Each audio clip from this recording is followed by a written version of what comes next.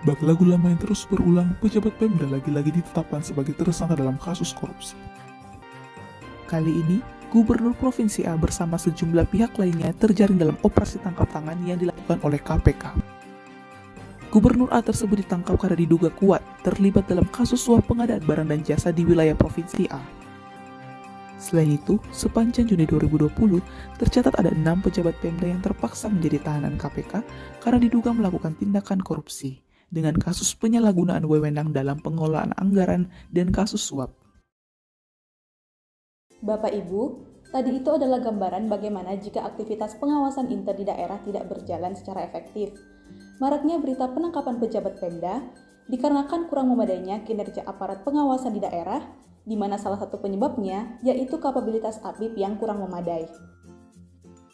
Untuk menciptakan pengelolaan keuangan dan pembangunan secara efektif, efisien, transparan, dan akuntabel, pimpinan instansi pemerintah, dalam hal ini baik itu pusat maupun daerah, wajib berpedoman pada Peraturan Pemerintah Nomor 60 Tahun 2008 yang mengatur mengenai sistem pengendalian intern pemerintah atau yang sering disingkat dengan SPIP.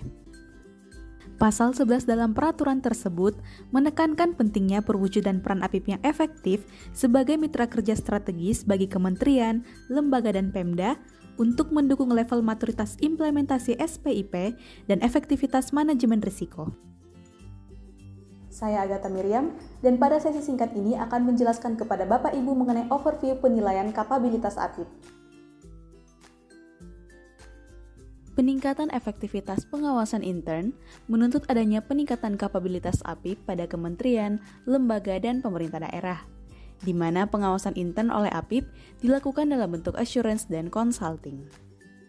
Pengawasan dalam bentuk assurance dilakukan melalui review, audit, evaluasi, monitoring, dan kegiatan pengawasan lainnya.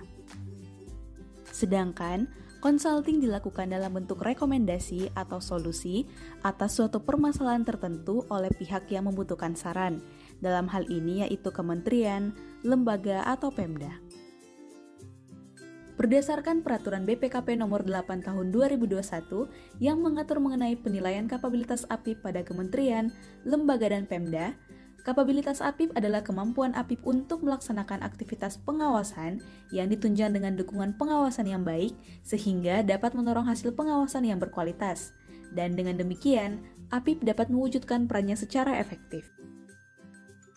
Perwujudan dari peran APIP yang efektif berarti APIP mampu memberikan keyakinan yang memadai atas ketaatan, efisiensi, ekonomis, dan efektivitas, mampu memberikan peringatan dini dan meningkatkan efektivitas manajemen risiko, serta meningkatkan kualitas tata kelola.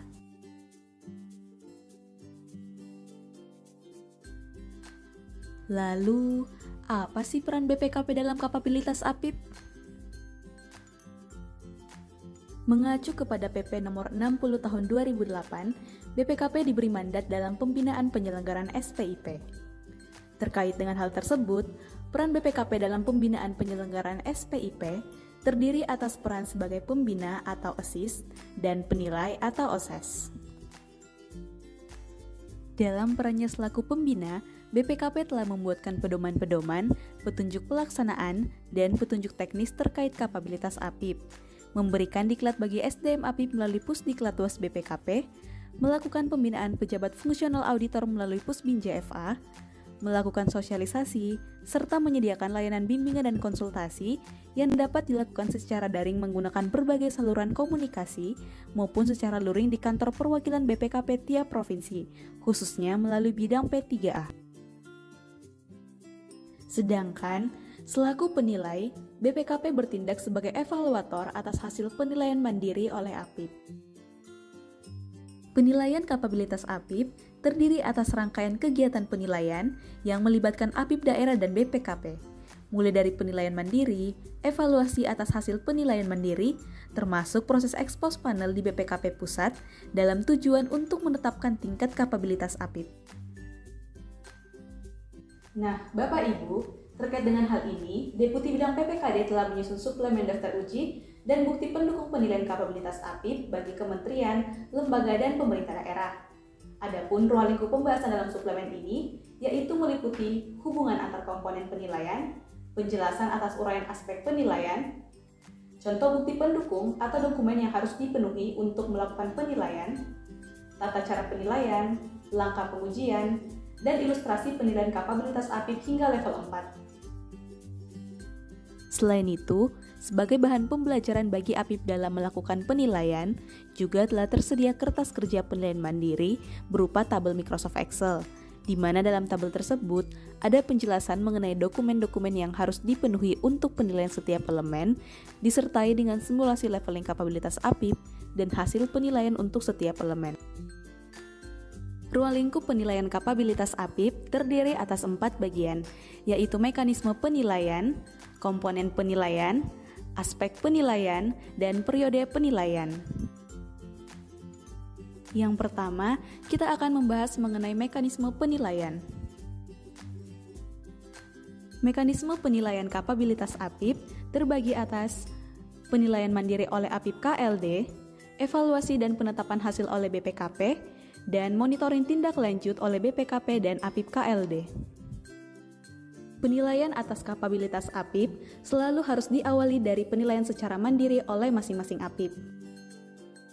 Hasilnya yaitu berupa scoring level kapabilitas APIP yang dicapai serta area of improvement berupa kelemahan-kelemahan yang masih harus diperbaiki dengan tindakan perbaikan dalam suatu rencana tindak perbaikan atau action plan. Selanjutnya, selaku evaluator, BPKP yang dalam hal ini yaitu perwakilan BPKP di tiap-tiap provinsi atau direktorat teknis melakukan evaluasi atas hasil penilaian mandiri yang telah dilakukan oleh masing-masing APIP binaannya.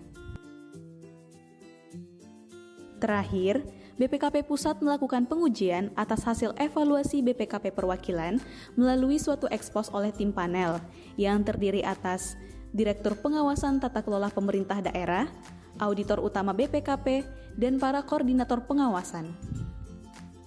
Sekali lagi, dalam setiap tahap penilaian, jika ada kelemahan, maka akan diberikan tanda sebagai area of improvement untuk kemudian diberi saran atau rekomendasi perbaikan yang harus segera ditindaklanjuti oleh APIP. Yang kedua, yaitu komponen penilaian. Komponen penilaian kapabilitas APIP terdiri atas dukungan pengawasan atau enabler, aktivitas pengawasan atau delivery, dan kualitas pengawasan atau result.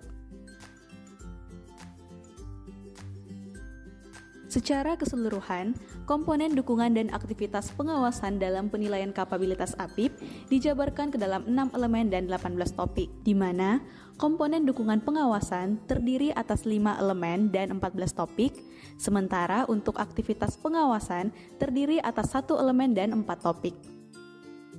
Aspek enabler atau dukungan pengawasan terdiri atas 5 elemen, yaitu pengelolaan SDM, praktek profesional, akuntabilitas dan manajemen kinerja, budaya dan hubungan organisasi, serta struktur dan tata kelola. Elemen pengelolaan SDM terdiri atas 2 topik, yaitu perencanaan SDM APIP dan pengembangan SDM profesional APIP. Elemen praktek profesional juga terdiri atas 2 topik, yaitu perencanaan pengawasan dan program penjaminan dan peningkatan kualitas. Elemen akuntabilitas dan manajemen kinerja terdiri atas 4 topik, yaitu rencana kerja dan anggaran, pelaksanaan anggaran, sistem pengukuran kinerja APIP, dan pelaporan kepada manajemen KLD. Elemen budaya dan hubungan organisasi terdiri atas 3 topik. Yang pertama, yaitu pengelolaan komunikasi intern APIP yang efektif dan dinamis.